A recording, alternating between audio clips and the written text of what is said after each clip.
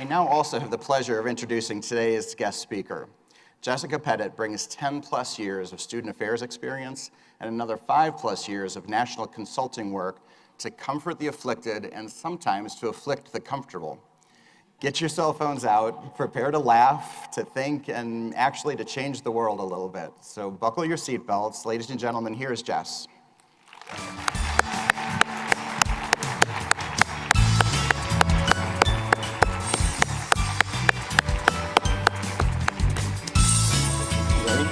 So I've had 3 experiences already since being here that I want to share with you. The first one is a lovely woman from Austin. At 7 o'clock in the morning, we rode the elevator together down to the lobby to get at registration as early as possible. She wanted to go through that book, which is like a tome, to make sure she went to everything that she wanted to go to, she had her schedule planned out, and she'd have the most efficient experience here. Then I was in the elevator, and I bumped into Johnny, who I said could tweet at me if it wasn't worth waking up the morning after St. Patrick's Day. Johnny looked exhausted, maybe burnt out, maybe toast, probably croutons. So I was like, "Are you here for the conference?" He's leaning against the wall, and he's like, "Yep." I was like, "Did you go to a bunch of sessions today?" And he said, "Yep." I was like, "I promise it's gonna get better." He kind of stood up a little, went off to his room. Then there's my experience. To try to prepare, I got the tome. I started going through it. I got to page 18 before I called my own therapist. The amount of topics that you are dealing with, not just in your line of work, but in our lives, that are the unspeakable topics. My grandmother said you are never supposed to talk about these kind of things. I created a career out of those things. Just going to page 18, I wanted to know what to do, right? You want to know what to do, clearly based on the sessions offered, with homelessness and veterans, substance abuse, grief, yours as well as your clients. What was fascinating to me is that this was the best intro I could think of. If you haven't already, I want you to think about how you typically respond. If you can, it will be either head, heart, or action. I invite you to take your phones out, and I want you to go to a website. The website is called Kiwi Live. Kiwi like the fruit, live like not dead. Just seeing if you're awake, good job. KiwiLive.com. When you get in there, it's gonna ask you for an email address. I am married a vegetarian, so I will not be sending you spam. That was a slow one, good job. I'm just asking for your email address to send you a bunch of free resources, like assessment tools and other things. I'm not adding you to a list unless you choose to add in. The key word is Jessica. The first thing that'll come up is the self-assessment tool. It's 12 questions, there's lots of typos, relax. Have fun with it.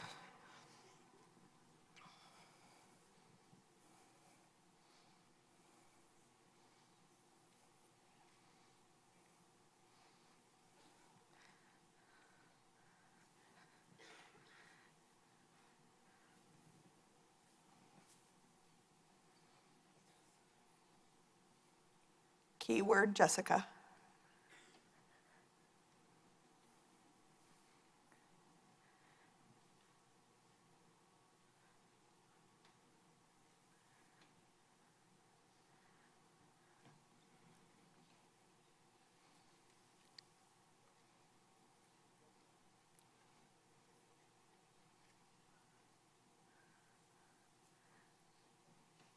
I have to admit, another conference happening at the same time as the self-personality assessment something conference. Have you seen those name tags?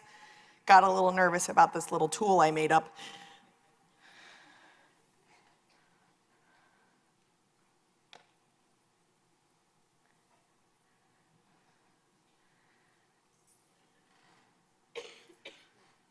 Some of y'all are quick, some of y'all are thinking too hard.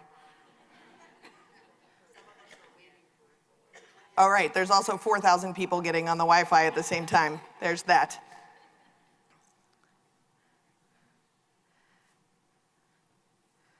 So while some of you are taking that, you can also download the app if that's potentially faster. It doesn't come with the freebies. But the app is Android and Apple friendly. It's just Jessica Pettit. But the survey is also there too if you needed to share it with someone else.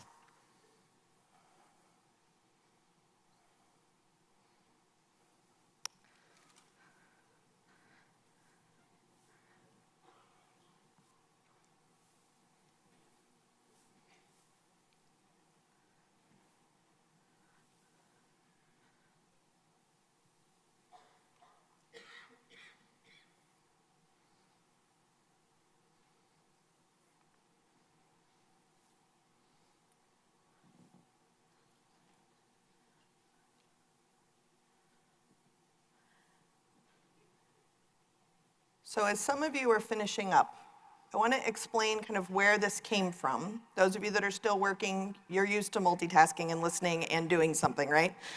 Just think of it as taking notes. So I have been doing diversity work for almost 20 years. I have very good skin. That joke didn't work because you're taking your quiz. Good job, okay. One of the things that I've noticed over these decades of work is there's a common theme as to why we don't think we're enough. It doesn't matter which topic I pick, there's too many to choose from. Some topics you're comfortable with, other topics you don't want to dive into. You don't want to have those conversations. You hope they don't come up in conversation.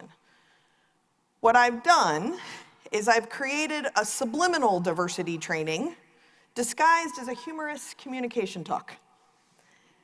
The reason why is that if I say up front, we are enough and we're responsible for the belief that we aren't, that gets a little overwhelming. I'll build to there. What I mean is that we are responsible for being frustrated. We are responsible for feeling divisive. We're responsible for feeling polarized. Just by a random show of hands, anything frustrating happening in your life right now? Anyone? Wow, you got your exercise in, good job. What I think is fascinating though is that there's a reason why we react the way we do. If you've completed the assessment, feel free to work along if you haven't.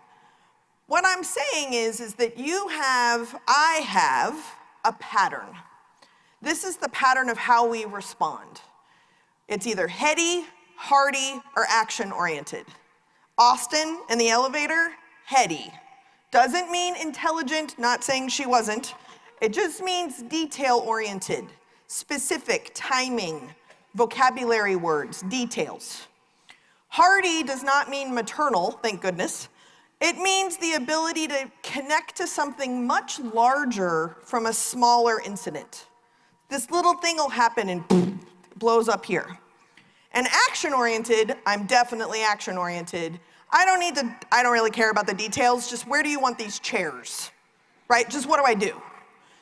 So let's dive into a simple subject. Let's take politics.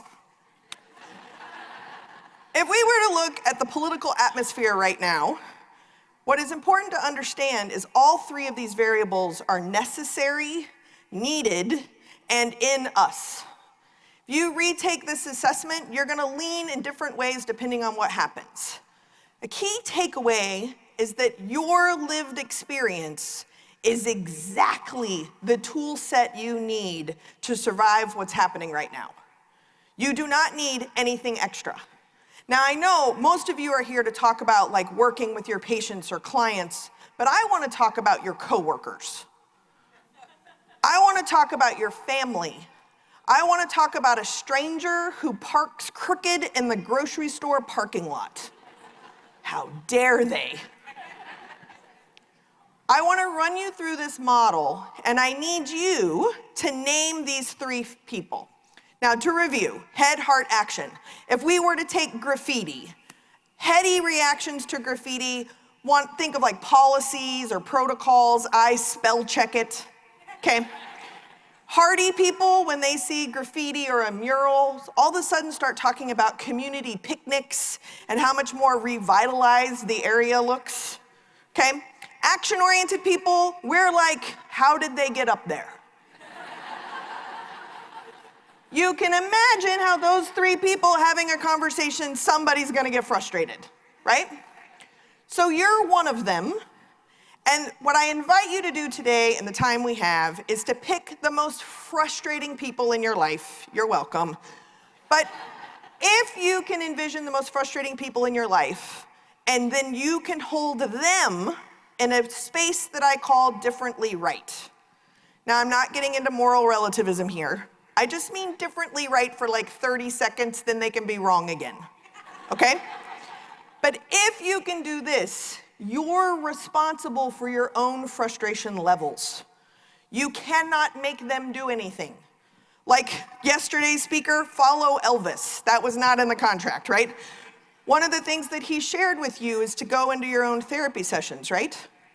The best thing that I've ever learned in my own therapy sessions is being mad at someone for acting exactly the way you expected them to is dumb. I just saved you a lot of paperwork. You're welcome. So, I want to go through archetypes. You're one of them. The two most frustrating people are the other ones. We tend to show up with two of these variables, head, heart, or action. The third one I call the third rail. Any New Yorkers? Woot woot. Yes, very nice. So, the third rail is the thing on the subway you can't touch because it'll kill you. But it also powers the entire subway. If you can figure out the third one, the one you show up with the least, you can actually gas pedal your way through anything. It's also the source of all of your excuses, but I'm foreshadowing. Let's go to the two we habitually show up with all the time. We have survived crucible moments, difficult times, really horrible times. We have also survived amazing times, births, promotions, launching a book. That's happening to me in April. That's as close to birth as I'm gonna get. Woo! Thank you very much, thank you. I really wanted it to be here, but it wasn't enough. So you write a book about politics and get it published on time right now. Anyway. So I wanna go through these archetypes, and I just want you to think of yourself and the most frustrating people. Use code words or initials if you need to. It's a small room. So first, we have head heart. I'm a head heart person. Head heart people, guess what's frustrating about us? We're annoying. Spoiler alert, we're all annoying. But head action people specifically, we do not delegate. When we collaborate, what that means is I've divided my to-do list up to the stuff I don't want to do. I have given it to someone else with a fake deadline so that if they finish it by that point, I can redo it by the real deadline. Do you know these people? Yeah, we're super annoying. We don't share credit, we're super egotistical, we are a party of one. That is a head action person. It's either you or somebody else. Then we have what I call karma, because I married this person, a head heart person. Head hearts, you still haven't decided if you want to take the quiz.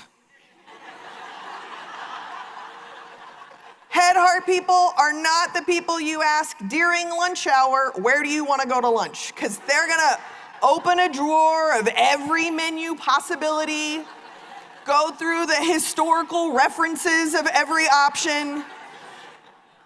Head heart people, they're the ones that say like, we tried that in 1973, it didn't work.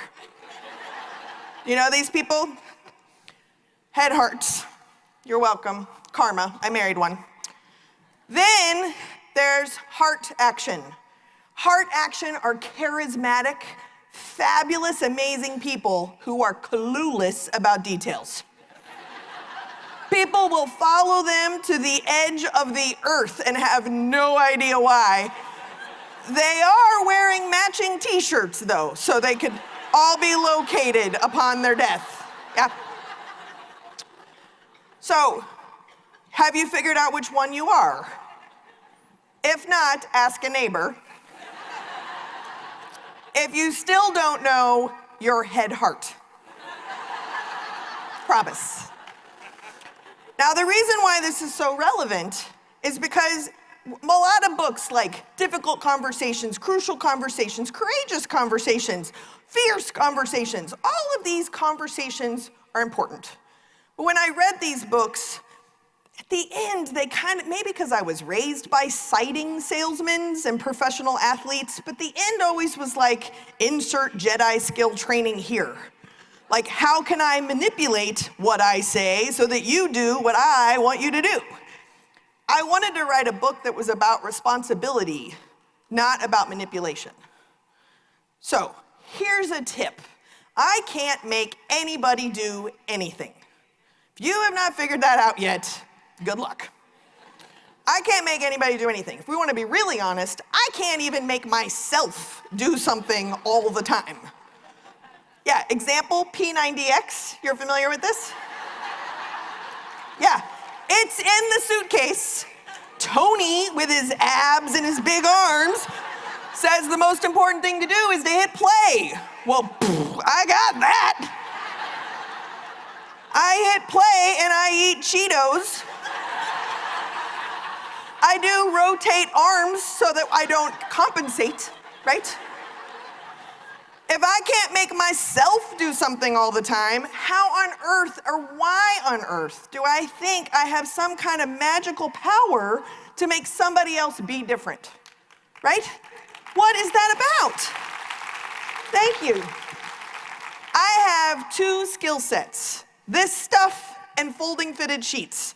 That's it. That is all I got, so I'll take the applause. Thank you very much. Now, back to the model. I had to tell some jokes so the head heart people could catch up. So, what's important to understand is you are one of them. The people that annoy you the most are probably the other 2. What's fascinating is you 2 may have married one of them, right? Now, what's important is this differently right bit. Now, my research is about Martin Luther King, Gandhi, and Mother Teresa. What I did when I started doing this research is I was looking for my excuses as to why I wasn't enough. Because I'm no Mother Teresa, right? No one's ever confused me for Gandhi. Much like Martin Luther King, I am a raging alcoholic, but I've been sober for 12 years. So, thank you. Thank you very much. It's the best weight loss program I've ever been on.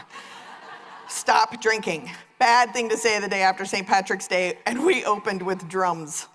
So, if you were good and you went to sleep last night, we all have the same headache now. But it was amazing and totally worth it, yes? See, welcome to a conference. Good job. So, as I was creating this model and kind of debunking people's I'm not enough, including my own I'm not enough, what I realized is my archetypes weren't perfect. Just let that soak in. They're not perfect. We've written a story that they were perfect so that we can distance ourselves from them. So, let's take my friend Gandhi.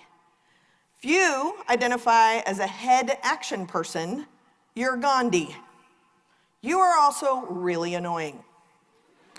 That doesn't mean that Gandhi didn't do great work, but it certainly meant someone's ego is big enough that you think your solo hunger strike is gonna overthrow an entire government. You might not be a good team member. But what's interesting, at least to me, is if the person that annoys you is Gandhi, can't you hold him in a Gandhi space for like 30 seconds? Right? Like, okay, there's some good happening in here. Let me listen for 30 seconds. That's important. To bring it into modern times, this is also Hillary Clinton. Some of you may recall an ice queen in pantsuits. I worked with her when I was in college in Arkansas, and I want you to know that that was a survival method. But it also has a heartless affect because Hillary Clinton is a head action person. Her third rail is that heart piece. Much like Gandhi, she tapped into compassion.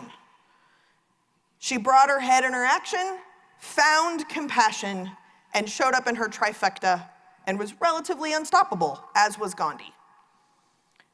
When Gandhi realized his work would impact many generations beyond him, his work became powerful, if not unstoppable. That doesn't make it less annoying and frustrating. It just made him powerful. He found his third rail. Now, Mother Teresa's out there, you're still figuring this out, but you are the head heart people. Sometimes they get a little more excited when they realize they're Mother Teresa. That's exciting. Head heart people, you're the ones saying like, well, it depends. Am I at home? Am I with my family? Am I with staff? Am I at the grocery store? Here's a news flash, check with a therapist, you're here. It doesn't matter where you are, you're existing. How many of you, please, no, I changed my mind, do not raise your hands. If you have a coexist bumper sticker on your Subaru, here's a tip.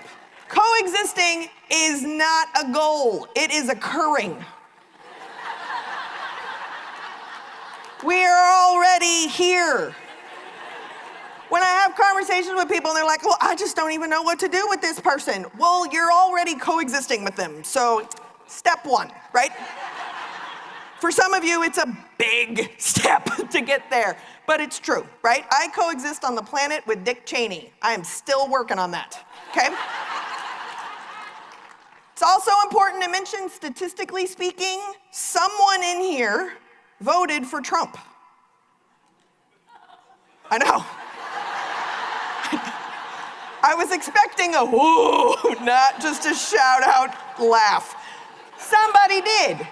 So this whole conference is about unity, but have we done something action-oriented to actually create a space for unity?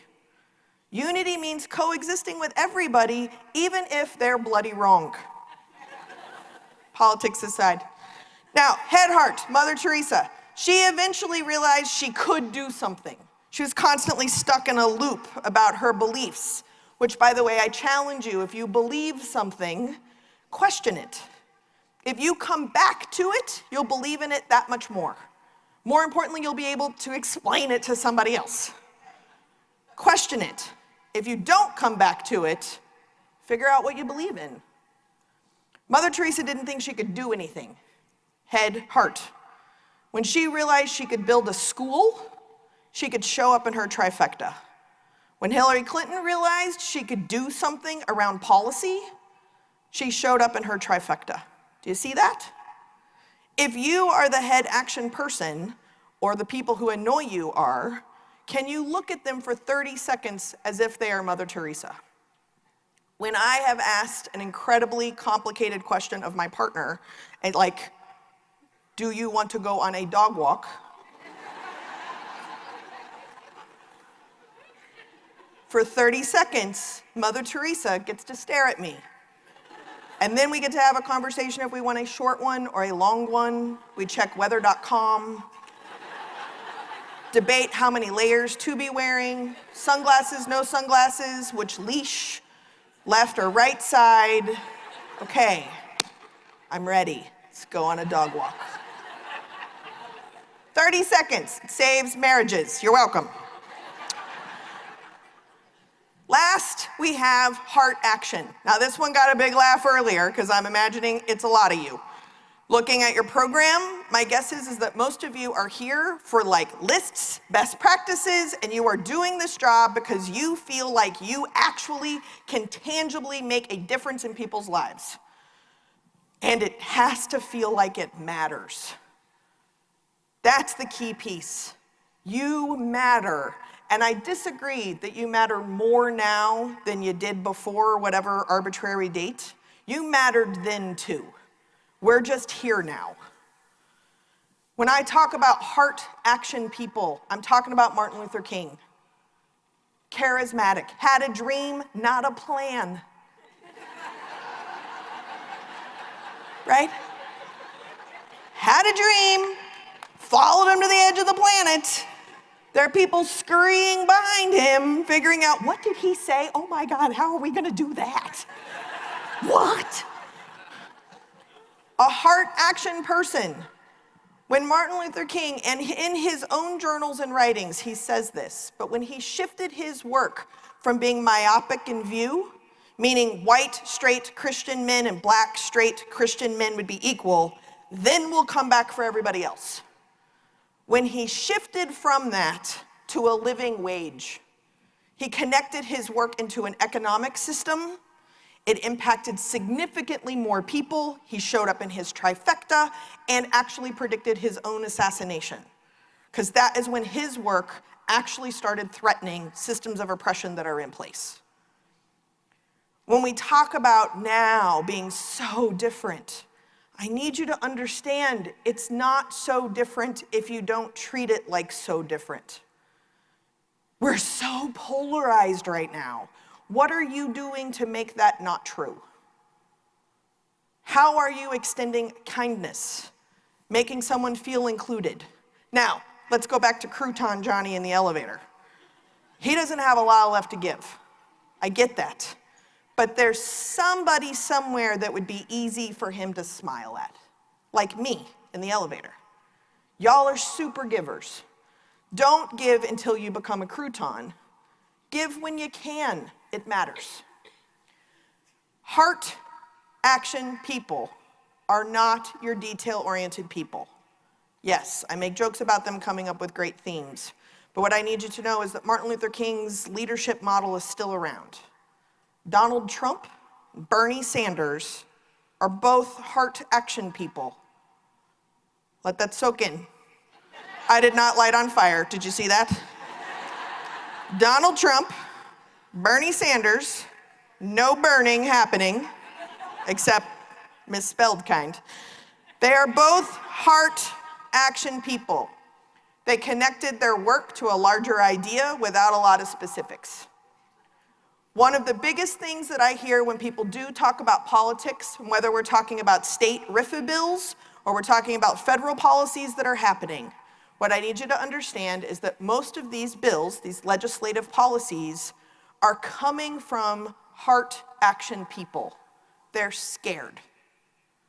Your job is to help scared people. That's hard to do when you're scared. Do you see that? So here's what you do. Recognize you're scared. Recognize you have fear. When you recognize it, you're giving light to it. It becomes less scary some of the time. That's great. Don't wait until it's gone, because I don't know that that'll ever happen. What's important to understand is that these things that are happening around us that directly impact not just our work, our client services, but our ability to buy a cantaloupe in the grocery store with a smile on our face. If we can realize that right now, we have a lot of heart action stuff happening. When I talk to people who did vote, and it's important to understand that a lot of people are capable of voting who did not vote. It is also important to understand that systematically there are a lot of people who are not allowed to vote. So when we walk around crowded spaces and we think, oh, 75% of white women are horrible, that is true, but not because of their voting record. Does that make sense? Don't connect the two. I believe a really powerful statement is that pinko commie liberals, I will maybe use myself as an example, took a particular candidate literally, not seriously. That's on me. I did not take him seriously. Other folks took him seriously as a candidate, not literally. When we are quoting tweets, let's just wrap our brains around that. When we are quoting what somebody says, we are re-injuring someone. Words are an act of violence. And I don't have to tell this audience that, you know that. But when you are off the clock, are you using those same tools to keep division from happening? I have yet to meet a mass group of people where that's not true. We're using the same tools. Now, Martin Luther King connected into a system. I think Donald Trump has connected into business. And business philosophy, I'm assuming, is some kind of system. I actually run a business. The anti-capitalism workshop is later. But by looking at government as an entity of business waste or as inefficient use of money, I think that's the system he's applying. This is how I have not created a pattern of self-harm since January 20th, so work with me, okay? Bernie Sanders connected into free education. He was really looking at student loan debt and what that does to individuals as well as to the future. They connected into their third place. Now, whatever you were, there's something you do that's really annoying. And what you do that's really annoying could be coming from your places of habit. It could also be coming from your third rail. I am a head action person. All of my excuses come from my third place. It fuels my excuses. I worry that I'm not gonna matter. I worry that I'm not enough. I worry that I'm gonna stand up here and someone's gonna say, really? They brought her? Why? That voice is constantly playing in my head. You're welcome, because that's like job security for at least one of you, right? Constantly playing up here. But then something happens. Yesterday, I was at the expo, and I went up to a booth, largely because it had rainbow banners all over it. Hello, moth to a flame. So I go to the booth, and one of the guys behind the booth goes, "Oh, are you Jessica Pettit?" Now, granted, I'm wearing a name tag, but I was like, yes, I am. Why would you say that? And he said, you spoke at my school a couple years ago. And I was like, what? He's like, yeah, a couple years ago. He mentioned an advisor of a group that he'd worked with, who I happened to be friends with, so I actually could remember being at his school. We did this great ally training all day long. Now he's working in counseling. He's graduated from college. He's a grown-up. He has a job. Like, that's great, right? And he's working specifically around LGBT-identified patients and research. I'm not saying I did that. What I'm saying is that matters. And something that I maybe remember some of the details about matters. Like going to the chiropractor. I found my heart part. I'm able to show up in a trifecta. I may not be perfect, but I'm certainly good enough. When I decided to write this book, what I wanted to do was to put together all the reasons that we deflect responsibility. The first section of the book, Good, is about this model and being able to figure out who are you and who are they. You know that guy? Some of you are like, oh, this model doesn't work because you don't work with this person. His name's always Jeff, too, which is weird. If your name is Jeff here, you can subtly switch your name tag around. No one will know. But that guy fits into this model, too, and is good, or at least good enough, to do the best you can with what you got some of the time. Do the best you can with what you got some of the time. If you can come at really challenging, difficult work you're probably not ever gonna see the actual result of, ooh, that sounds fun. If you can enter that from a good place, you're more likely to stay in it. When we get to the enough piece, it's really noticing the crucible moments of your life. A lot of us have survived a lot to get where we're at. Sometimes someone comes to you and they bring up an issue, whether it's trans inclusion or transracial adoption, abuse, violence, trauma, just to name a few of the words. I only got to page 18 before I had to take a nap.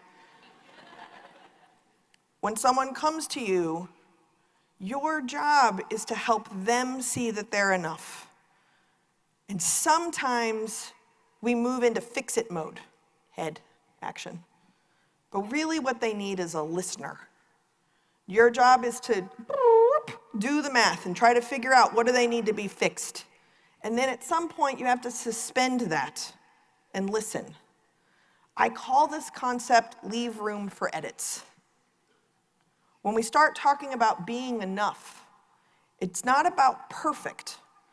And you can't make that happen, so how do you do it here? A lot of times in diversity trainings, we're told never, ever, ever, ever, ever, ever, ever, ever, ever, ever, ever, ever make judgments and assumptions. Have you heard this? Okay, how do you do your job then? We've been trained, specifically, I'm gonna call out white women here, specifically white, liberal, pinko, commie liberal women. I said liberal 4 times, I think, right? We're supposed to be a good one. Good ones don't make judgments and assumptions.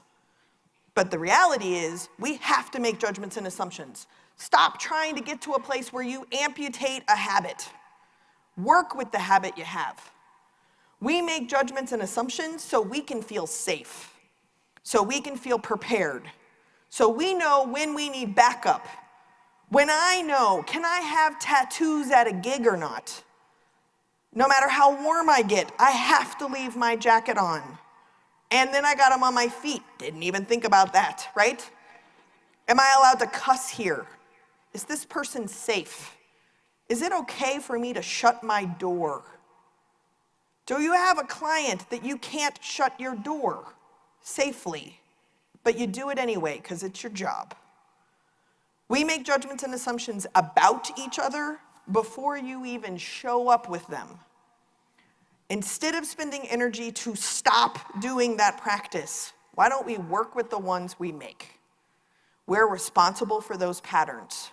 We're responsible for the reaction to our life as to how those patterns got into place. We make judgments and assumptions to feel safe and to feel prepared. And no one likes to think of being wrong. So maybe you're not wrong. Maybe you could just get righter. I'm from Texas. We make up words all the time. If you can get righter, what you have to do is leave room for edits. You write the narrative in your head.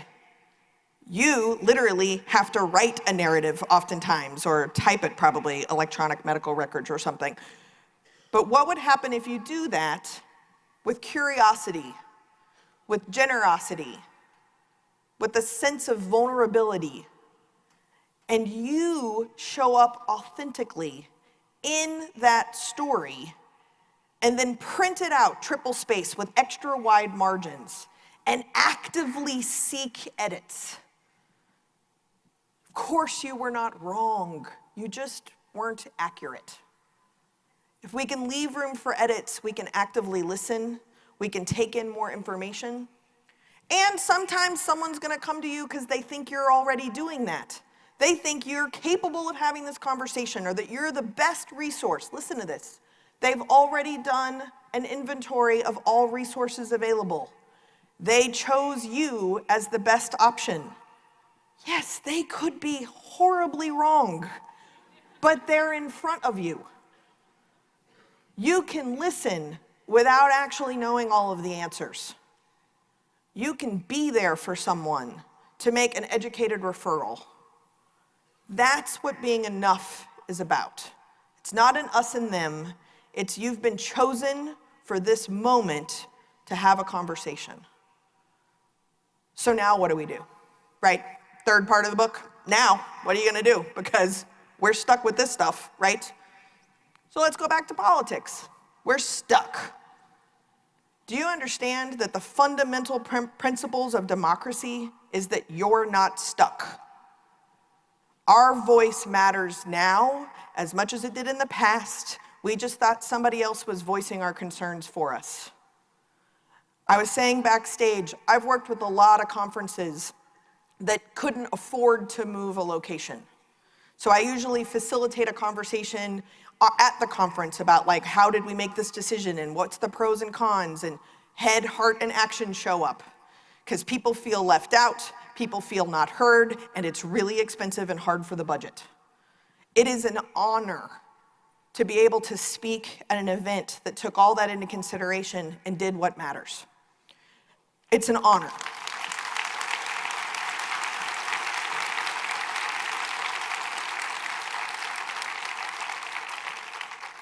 So what happens now? What I invite all of us to do isn't sexy. I mean, moving from Tennessee to San Francisco Not saying San Francisco's any gay friendlier, but like, that was kind of a bold move, really, right? Boom, right? But you can't always do this. When you're at the dinner table with a family member, you can't be like, I'm out of here, I'm going to San Francisco. You can't do that all the time. And for the record, Tennessee is lovely. You're welcome. Go Vols. What you can do now is pay attention to each connection opportunity you feel like paying attention to. Not 100% of them, that's annoying. Head people, write that down. Not 100% of them. Put your cape at the dry cleaner and be a normal person for a second. With each connection, listen. Hold space for feedback. Notice the patterns that you show up with as to who you talk with, who you connect with. In this audience, I'm assuming you know the difference between, look, I'm listening, lunch is soon, and like connection, real connection. Do that some of the time, maybe a little more than normal. Smile. Not because it's our women's job to smile at everyone, but because you have like a source of kindness in you. If you see somebody without a smile, you can give them yours because you can make more. Quoting my favorite person on the planet, Dolly Parton. Smile. Notice your own patterns. Take responsibility for your own patterns. Some of them you want to keep. Great, keep them. Some of them you're like, whoa, I do what? If you're really curious, get an accountability buddy, right? This is what your best friend is. This is also why we have more than one best friend, because we have many projects going on at once, right? Check in with your best friend. If they think you can handle the truth, they will tell you the truth. Or take you out for ice cream, right? Some stuff in the middle is incongruent. I identify as a pacifist. I cuss like a sailor because Glenna Foot did. And if I could be anything like my grandmother, I would be a success. I used to chain smoke, I used to drink, I used to do a lot of things I don't do anymore. Right now, I'm the best tool I've got, which is terrifying. That is such bad news for y'all. But now, if I can hold my incongruencies and at least recognize them, I can keep the parts of me I really like. It's fun over here. What's left are a couple things I can pay attention to. I can notice. I can take responsibility for those things and work on those pieces. It's not about working on them. It's about working on them. Because this is how I show up. Once you notice those patterns, take responsibility for them. If you need to uncover the roots of those patterns, surprise, I have daddy issues. Who knew? Everyone in my entire life knew except for me, but whatever, I worked on it. Once you uncover those roots, do your own work. Somebody else's job on this planet is not to catch you up. Do your own work. If you do that, you are less likely to feel like, oh, what do I do now? You do you is what you do now. Notice your patterns, uncover the roots. Listen to others as if they're wise. People are telling you your unintended impact all the time. It is free counseling. Do you listen to it? And then last, repeat. Do it again. You're not done. This will not be the only controversial year for this organization. Donald Trump is not a new controversy. It is not a new skill set. It is skills that our entire culture are dependent on us trying to try. By trying to try, that is the literally only thing we can do to be good enough now. That's it. After this, I encourage you, share the self-assessment tools with your heady friends, right? Party people will like it, there's pictures, okay? Action-oriented people, when you do the kiwilive.com keyword Jessica, there's a social justice inclusion assessment tool. There's an article about forming masterminds that you were recommended yesterday. There's a bunch of free stuff. I'm here to help because helping you helps me, much like you helping them helps you. I'll be in room 2009 for the next hour if you'd like to talk to me about your situations. Yep. Also, because of your bravery, the book is coming out in April, and I would like to extend 50% off to anyone for any number of copies. You get a brand new one as soon as I touch them. Feel free to go to the link. It should be in your email box. This is how to be good enough now. Thank you very much.